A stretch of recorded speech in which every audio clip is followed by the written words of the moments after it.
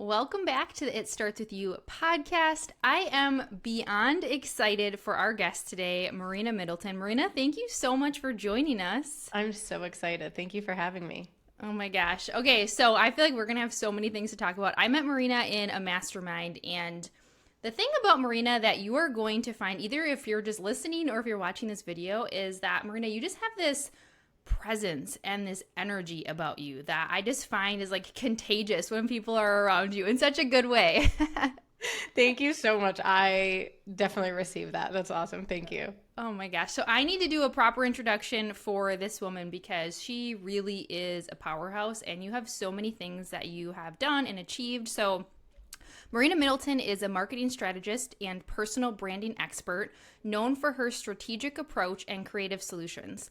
Leveraging her extensive experience working with highly recognized global and Fortune 500 brands at Yahoo, Tumblr, and Yahoo News, she launched Empowered Confidence, a media company that helps female leaders shape and male leaders shape powerful brands by harnessing their unique stories. Marina's unique blend of creativity, strategic acumen, and business intuition has made her a driving force in fostering stronger communities. And Marina, when I think of community, I think of you. So we're going to talk about that. And supporting a global network of women ranging from entrepreneurs, founders, CEOs, freelancers, and emerging leaders. Marina's name has been synonymous with empowerment and authenticity, a testament to her commitment to inspire and support other women on their path to success. Marina, that is such a bio, and I love to read those because everything that you have done is just truly amazing. But I also love to ask my guests live, like if you were to tell us just who are you and what do you do, what would you share with us? Thank you for sharing that. I think the number one thing that I always say is I'm a mom. That always comes first. I'm a wife, and I am, one of those people that really, really like to my core believes that everybody can show up authentically. And so that is me. Like if you follow me, I'm goofy, I'm crazy, I have no filter. Like that's just who I am. And so the bio is great because it highlights the accolades and it's all fun and dandy, but like really being able to build a connection with others through who I am outside of that bio is something that, is very, very important to me. Mm-hmm. And I mean, obviously, I've been following you. And if you haven't been following Marina, I promise you're going to want to after this episode. But I think that's one of the things is how real and authentic you do show up. And, we have boys similar ages. How old is Sebastian? He's 7. 7. Okay, so Sawyer's 6.5. And so whenever you're like sharing things, I'm like, oh yeah, I feel you. And I know a lot of people who listen are also parents. And so it's always just interesting when you can have that connection with people around. We're dynamic. We have all different parts of us and it's never just one thing. Yeah, totally. And you just connect with someone on such a deeper level when you're talking about everything else besides just work. Mm-hmm. So I would love to hear, because obviously personal branding is, one of the main things that is really important to you that you help people with. What really got you on this journey? I mean, obviously you've had all these experiences, but what got you into personal branding? And now why is it something that you're so passionate about helping people with? Yeah, so my background is in marketing. That's what I went to school for. And obviously that's what I did working for like my corporate life. And when I went out on my own, I dove into business development using the marketing strategies that we've been using. What I have realized pretty quickly, or what I did realize pretty quickly, was that these marketing strategies always really were successful if they were based on humans. So for example, when we had campaigns at Yahoo, our brands would send in their assets, right? Their pictures, and some of them would send graphics, and it would be these like promotional graphics, and we'd have to go back and be like, oh no, we need pictures of humans on these campaigns. We need to like really build that connection with someone. And so everything when it comes to marketing is all about making someone feel something to then do something. And so the best way to do that is through human connection. And so that's really where personal branding came into play. It's not just for entrepreneurs. It's not just for, people that are in corporate. It is for every single person that is trying to excel in whatever it is that they're doing, right? And so I dove into personal branding kind of by accident, because I realized I was very privileged to go out on my own, but that privilege came, or part of that privilege came from already have built my personal brand throughout the years on social, like organically just showing up, sharing the craziness of my life, sharing all different phases of who I was. And because I did that, I had built a community that then was already bought in on who I am. They trusted me. There was that loyalty, and it made selling the courses, launching the business, hosting the events so much easier. And I'm like, oh, this is the missing piece that all business owners are really missing, that all corporations, all employers are missing, is this personal brand like amplification pretty much. And so kind of went full force, and now we focus on business development, marketing, and personal brand development.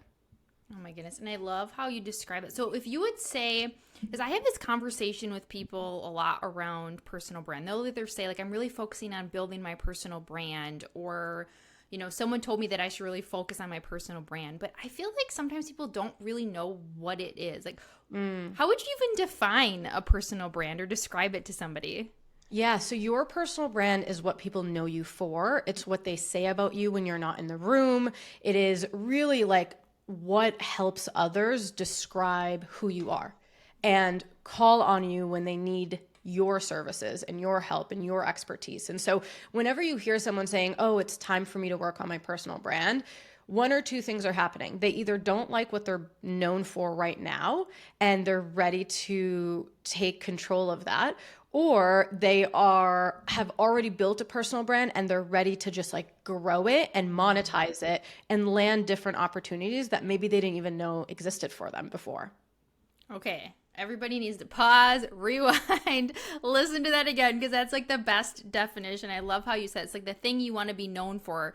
And I don't know, I guess I'm curious what your perspective, but I think like your personal brand is going to change and evolve, right? Like what you want to be known for is going to change as you evolve as a person. I think sometimes people resist that, or they feel like it's not okay or it's wrong.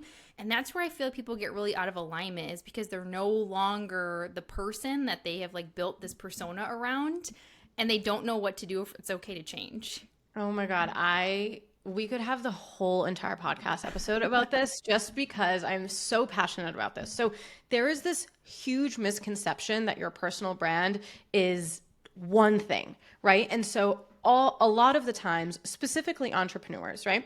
They will say, oh, my personal brand is X, Y, and Z, and it is only focused on their business. So for me, I can say, well, my personal brand is being a consultant, right? But that's not your personal brand. That's just one aspect of what you do. And so throughout the years, my personal brand has evolved. My social media was all about fitness before. I did fitness bikini competitions. And so all I did was talk about my routine, my nutrition, my workout, like all the things. And then that evolved and I became a mom. And so I then talked about fitness and motherhood. And then I evolved again, and I don't talk about fitness as much, but I talk about habits and really like becoming a better person and motherhood. And then I talked about corporate. So there's evolutions of your personal brand. And what tends to hold people back is they think that they need to put themselves in this box, or they try to live out a personal brand that is actually like 5 phases away. They're not there yet.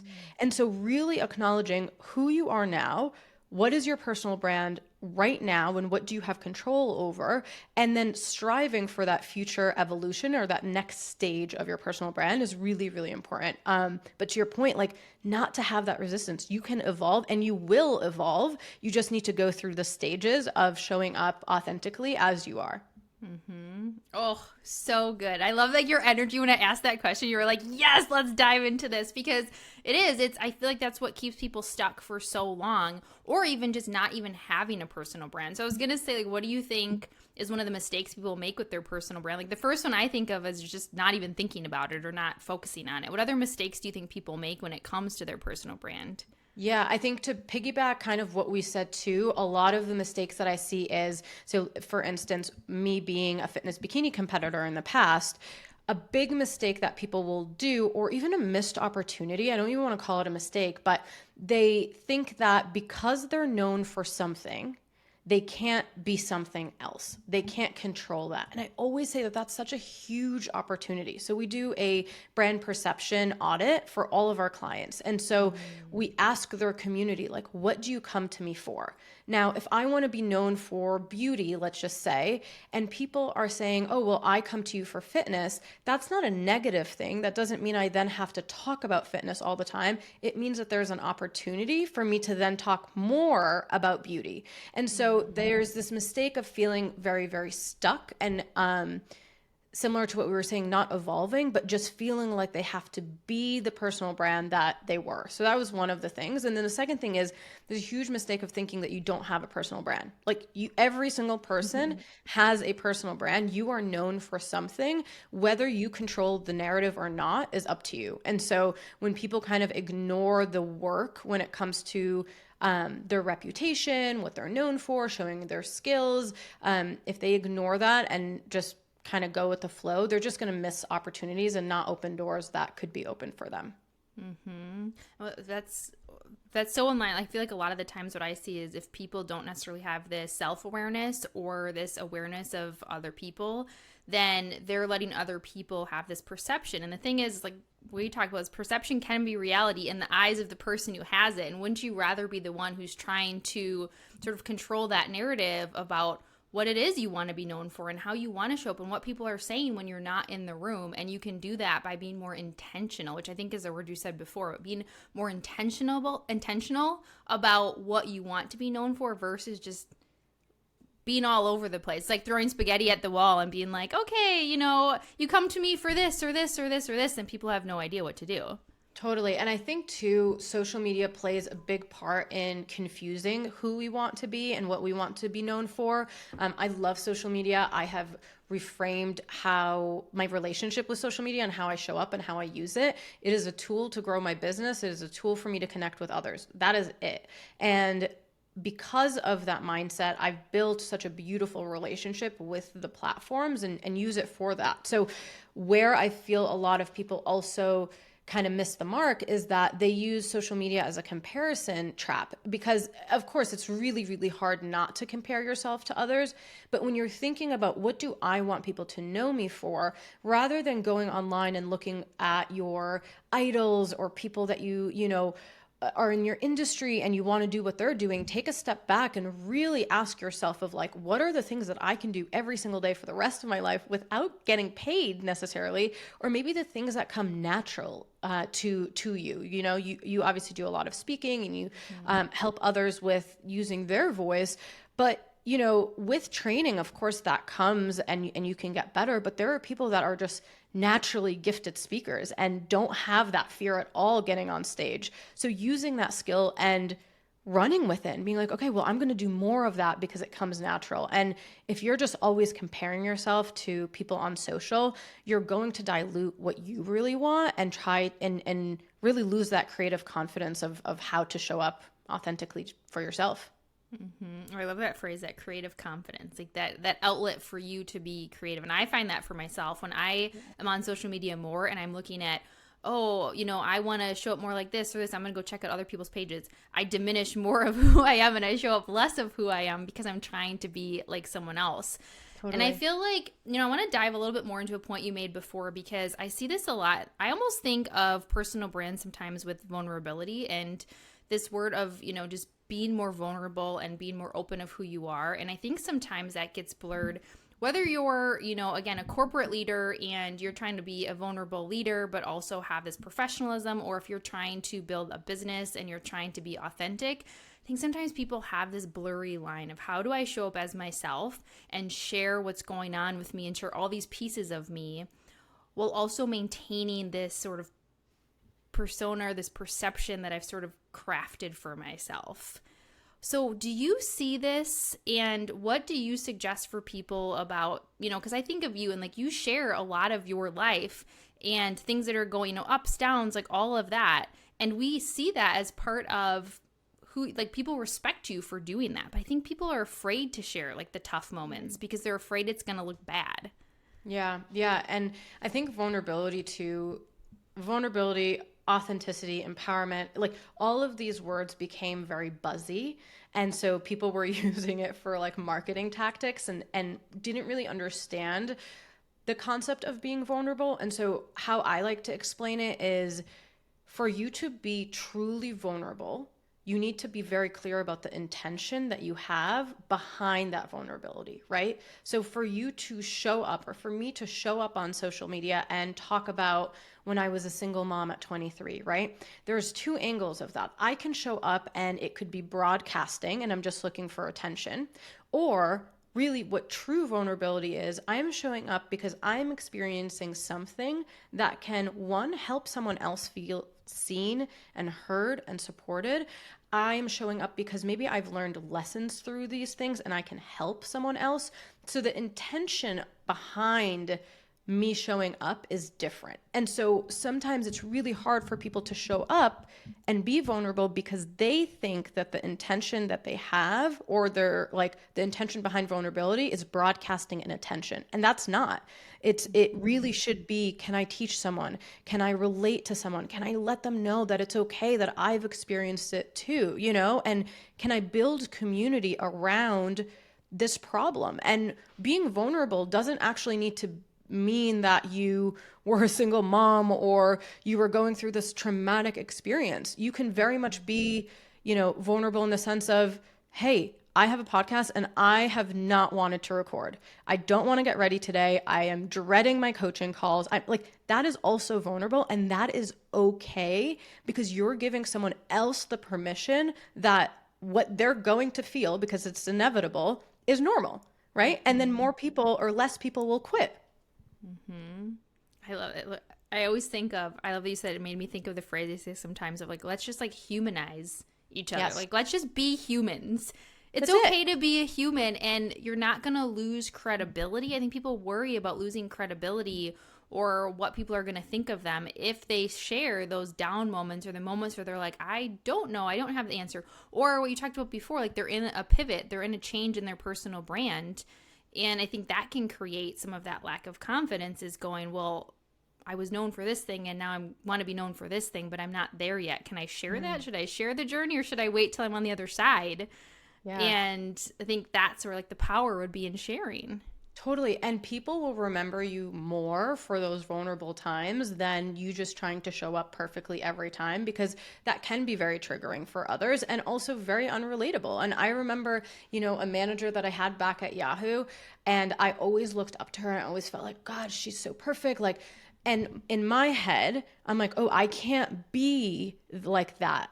It was very overwhelming until one time she was talking, she said something along the lines of like, balance is BS. Like, you don't ever have balance. There are days that I'm drowning at work and days that I'm running home to my children and, spending more time with them. And I'm like, wait, me too. And I felt like, oh, wait, this is a normal human that excelled at this one thing, or this thing at her job. And so it just builds better connections and it helps people remember you for more than just your accolades. I love that word, that connection. So if somebody's listening and they're sitting there thinking like, okay, personal brand, I've heard about it, I know I should do it, I hear you talking about it, it sounds great. What do I do? Like, how do I even start building a personal brand? What are some of the like top tips that you give people for how do they even get started with doing this? My favorite recommendation is to always turn off everything, your computer, your phone, like every technology, get a paper and pen and start writing down what you want people to know you for. And like very simple, what do I want people to know me for? What are the things I'm really, really good at? And what do I wish more people knew about me? And those aspects will start bringing up the clarity, and those questions and prompts will start helping you gain some clarity. Then figuring out, once you really like brain dump everything, figuring out and doing your own audit. What do people come to you for now? What are people coming to you for that you're like, please stop coming to me for this thing, because that's a real thing too. Yeah. And so really understanding where your personal brand is, because again, everybody already has one, doing that audit, figuring out where you want to be, and then bridging that gap and saying, okay, well, if I want someone to know me for being an amazing speaker, well, maybe I show some videos of me speaking, or maybe I can, talk about the tips of how it comes so naturally for me to be a good speaker, and really start positioning yourself as this authoritative figure in your space and someone that can teach others the things that come naturally to you. Okay, I didn't pay Marina to say that for all of you listening, but I love it, right? So those of you who are listening who are resistant when I say, like, if you want to become more confident in speaking, whether that's in the boardroom or that's from a stage, you need to do it. You need to practice it. You need to put yourself intentionally in opportunities and in situations to use your voice, and then you need to share it. We can't do it in secret and hide it. We need to share it, especially if you're, wanting to do it on stages. Like, share it on social media. Take us along on the journey, and all of that is part of that personal brand. So insert whatever it is that you're trying to do or be known for, and take those tips that Marina just shared and start being more intentional about doing it. And that's how you build. And I think also just giving it time too. Like, if you're trying to create this personal brand, or maybe you're trying to make a pivot, I feel like people want it like instantly too. Oh my gosh, yes. And it's the world that we live in, right? Like with Amazon and just everything is instant gratification, and it takes time. And trying not to compare yourself to someone's, chapter 100 to your chapter 1 or 2 or 3 or 10. There are so many times where people just give up after posting for a couple weeks, and it's like, that's not how it works, And so that, and actually even with that, your personal brand is so much bigger than just social media. So really acknowledging how you're showing up on and offline, and just showing up how you want people to know you and to remember you, and that feeling that you want to give someone is just so important. Oh, and that feeling. It makes me think of, so you have been through like so many, I feel like, just iterations, just what you've described, like iterations of who you are, and as your personal brand's evolved, and you've been through so much. I mean, Marina has a podcast called She Did It Anyway, which I am obsessed with. I love it. I love how real and authentic you are on there, and really talking about, like, no matter what, you do it anyways. Yeah. So what, like, if we were to have like a little snapshot into Marina's like mind when you were going through all of these like transitions and pivots you've had in your life, like, what did you say to yourself? Like, how did you get through all of these things and just keep coming out stronger the other side? Yeah, you probably don't want a snapshot of my mind, because it's actually not positive at all. Like, I think a lot about the times of everything that I went through, whether it was, coming here as an immigrant, or being a single mom, or getting laid off, or breakups, or whatever it was. I felt like I had this two phases. I became the victim, and I was so sad, and I was, so defeated, and I kept thinking like, well, why does this stuff keep happening to me? And then it was the option that I acknowledge of like, do I want to stay there, or do I want to use this to get better, right? And to keep moving forward, and really giving myself time to feel the sadness, and to then be like, okay, I no longer want to feel like this, and I no longer want to be in this phase. And so then taking the leap to get to whatever the next phase is. And the reason why I say whatever the next phase is because we are naturally such control freaks. We want to know like what it is that we're going to do, when it's going to accomplish, like how we're going to accomplish these goals. And it just doesn't work like that. And so just taking that first step, it helps you gain clarity so much faster than trying to sit there and figure out like, okay, well, how can I perfectly plan that? And so, again, like just the things going through my head is just like anybody else. And then deciding, I don't want to feel like this anymore. I'm going to keep going. And so if, whoever's listening, the most important thing is to remember that action is going to give you the clarity, not just sitting around waiting for something to happen. Like, you really just have to take that first step forward, and then learn from there, and then take another step and another step. Mm-hmm. And I love how you say that too, to just like own what you're feeling right now. I think sometimes people try and like just shove it down and act like everything's fine, and then what I always say is like it's gonna come like bursting out at some point, and usually not in the way that you want. So just being able to sit with it sometimes, be like, okay, I need to like really feel this right now. Yeah. And then I love how you share that, okay, do I want to keep being the victim? Do I want to do something about this? And one little, like, it's just like building muscle, right? Like one rep at a time to get you more comfortable taking that action. Yeah, totally. And everybody experiences all the things, and what you actually realize and what has helped me build my community is being able to share the good and the bad, and not feeling like I have to share it, which you said it earlier. Like, I don't necessarily have to share it once I've like overcome it. There are times that I do wait, and that makes sense for me.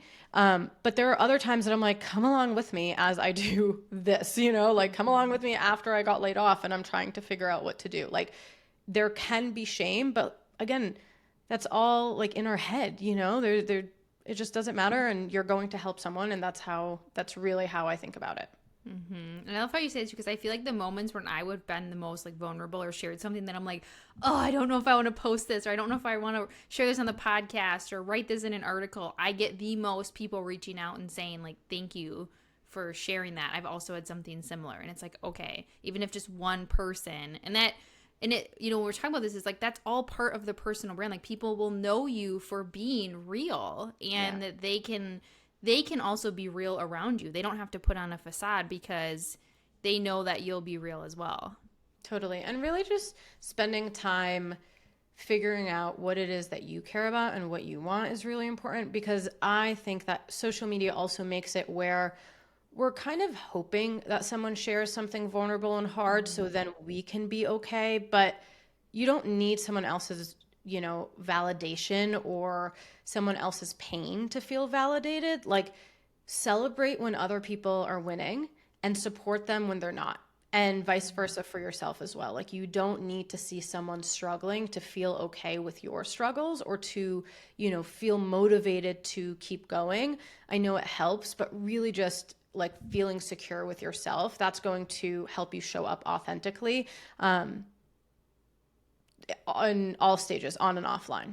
And you obviously really walk the walk, and with doing this and demonstrating this for people. So I'm curious, when you were like, okay, you're building your personal brand, and you were going, okay, this is, not only can I share authentically, but this is like growing, and people are connecting with me to the point that you're like, okay, I'm going to create empowered confidence and help other people. Like, what was that driving thing that because I can tell you have such a passion for it, that you're like, I need to help people do this. Like, what was that thing that was like, I need to do this? Yeah, it's funny because when I started Empowered Confidence, it was a confidence workshop, and it came right after I had announced that I was going to be a lifestyle content creator. So I got laid off. Let's say I got laid off on a Tuesday. On Wednesday, I was like, I'm going to be a lifestyle content creator. Like, this is my time. And I did it for about a month, and I'm like, wow, this is not for me. Like, I can't do this. Content creation is so hard, but making that your full-time job as an influencer is even harder. And so I say all of that to say I pivoted, and with that pivot, I had to quite literally sit down, paper and pen, and I'm like, what am I feeling? How am I, like, what is going on? And what kept coming up was defeat. I kept feeling like, God, I experienced all of this crap. I just got laid off. I'm now humiliated because I just said to the world, right, in our head, like the whole world is staring at us. Yeah. And so like, I just told the world that I'm going to be a lifestyle content creator, and I hate it. Like, what am I going to do? And at that moment, I felt like I didn't go through all of this just to go through it. I have to help someone else. Like, I can't be the only one. And so that was really the pivotal moment where I started thinking, even the name, I was like, I want to empower people with confidence. Like, that is what I want to do. And so I built the confidence workshop. I signed a deal with Reebok. I signed a deal with the YWCA. We start doing all these things, and then the world shut down. And at that point was when I realized, okay, I have to pivot again. But this time, I was saying how like I was validated because everybody else was pivoting and like struggling with me. And so it really helped to feel like, okay, I'm not alone. And so when I pivoted, I said, how can I help people build confidence so then they can build the business, build the personal brand, market, their skills and talents and products and all of the things. And so, yeah, that pivotal moment came from really feeling like I didn't go through this just to go through this. Yeah, and like it's almost like this obligation sounds negative. It's almost just like this driving force we feel when you're like, okay, I need to help people with this. Like if I don't help people with this, who's going to help them? I've been through all of this for a reason. Yeah. Yeah. And like been through it over and over and over and over again, like to the point where I'm like, I actually do have some, some tips and tricks. And maybe they are things that other people know, but there's also a handful of people that might not know how to do this or need the guidance and the support. And so that's why even all of our services, whether it's corporations or not, they come with this mindset and support and accountability because every single person needs that. And that's okay. Like that's a good thing to need the support and the guidance and the accountability. So it started as like a confidence course, has now obviously evolved. So what is Empower? Like how do you help support people? What are all the different ways that you help people with their personal brand? Yeah, so we focus on three aspects: personal brand development, marketing, and business development. So all of our services will cover those three. We have our business course, which is Brand Business Accelerator. That's for the aspiring entrepreneurs or entrepreneurs. And then we have the personal branding consultancy. So we have a course that helps with personal branding, one-on-ones that helps with personal branding. And what's really cool is now we're doing personal brand management. So we'll have, me as an agent or a personal brand manager to really help you facilitate who you are, how you're showing up, landing you opportunities. It's like that bridge between who we are and then a PR agency is really like bridging that gap between those two. And so we do that, and a lot of our work goes through messaging, showing up, what do you want to be known for, your marketing strategy, your monetization strategy. So everything really anybody needs to either grow their personal brand or their business. Oh my goodness. So many exciting things that you have and all the different ways to support people, because I do think, people are at different stages, whether they're an entrepreneur looking to work on their own personal brand, it's an organization that's looking to either do a rebrand or get more clear. And so really meeting people where they're at with what they need for support. Totally. And we've been helping so many corporations with their employees and helping teach their employees how their personal brand actually funnels into the mission of the business. And so we just did a really, really beautiful few-day workshop for a nonprofit here. And it's so cool to see, of course, like the employee retention, but also how excited people are to show up, to build and sell and do all the things for a company that's not theirs, now that they have the support of showing up as who they are and building their own personal brand during it. Oh my goodness. Okay, I feel like we could talk forever because I'm like, wait, I want to talk about so many. Maybe we'll have to do a part 2, Marina. Yeah. But one of the things I always love to ask my guests as we get towards the end is obviously, the name of this podcast is It Starts With You. And I have my own, definitions and reasons that I picked that. But I'd love to ask my guests, what does It Starts With You really mean to you? I love that. I think that, when I think of that, the first thing that comes to mind is pouring back into yourself. I always say this in my house. If I cannot be fully who I am and take the time to rest, to do the creative things that I want to do, to take risks and chances and, my self-care time, I can't be the mom, I can't be the wife, I can't be the strategist or the daughter or the friend that people need me to be. And so it quite literally starts with you. It starts with me, and I have to feel like I am living a fulfilled life so I can then pour back into everybody else. Oh, see, mic drop. Mic drop moment. And every answer has been different. And I love that. I love that beautiful answer you gave, because I always think of this, when we talk about burnout with people, I always give this example of like if you have a cup of water and you're giving it to everybody else, your work and your family and your friends and everything, and you come back and you have no water left, you have nothing left to give to other people. And so I love that example. So for everybody listening, remember, like if you don't take care of you first, you cannot take care of others. And I know so many people are driven by that mission is to help other people. And if you're not taking care of you first, how can you really pour into other people? So, Marina, thank you so much for being on here. I know that people are going to want to, first of all, re-listen to this episode and go back and listen to some of the gold that she dropped around, some things to watch out for with your personal brand, and especially what are those things you can do to start building it. And I know people are going to want to stay connected with you. So share with us, what do you have going on right now, and how can people stay connected with you? So Instagram is my bread and butter, Marina A. Middleton. I'm sure you'll tag it in the show notes, but if you want to DM me and whether it's asking a question or just letting me know you listened to this episode, it really motivates me to continue showing up. To work with me, you can go to empoweredconfidence.io, and we have all of our services, all of our updates, everything on there as well. Amazing. Yes, we will make sure that we link it all in the show notes so that you can stay connected, and make sure you check out her podcast because like I said, it is so great. And not only have you had great guests, but all of your quick hit episodes I have found really helpful. So you can check out her podcast. She did it anyway. That will also link as well.